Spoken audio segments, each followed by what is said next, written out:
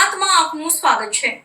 અમરેલીમાં પીજીવીસીએલની અનોખી પહેલ નાબિઝનેર કલ્યાણી દ્વારા સોલાર ઉર્જા અંગે શેરી નાટક મારફતે જનજાગૃતિ ફેલાવાઈ। પ્રધાનમંત્રી સૂર્યઘર મુક્ત વીજળી યોજના અંતર્ગત અમરેલી ડિવિઝનના નાયબ ઇજનેર એમએચ કલાણી દ્વારા એક અનોખી રીતે જનજાગૃતિ અભિયાન હાથ ધરાયું। અમરેલી શહેર સહિત મોણપુર, ઝાડિયા તથા બાબરા તાલુકાના ચમાડી ગામમાં યોજાયેલી ગ્રામસભાઓમાં તેમણે સોલાર રૂફટોપ લગાવવાથી થતી બચત, વીજ બિલમાં થતી રાહત અને સરકાર દ્વારા મળતી સબસિડી વિશે વિગતવાર માહિતી આપી। વીજળી બચત અને ગ્રીન એનર્જી અંગે સામાન્ય નાગરિકો રસ ઉત્પન્ન થાય તે માટે કલ્યાણી દ્વારા શેરી નાટકનું આયોજન કરવામાં આવ્યું હતું।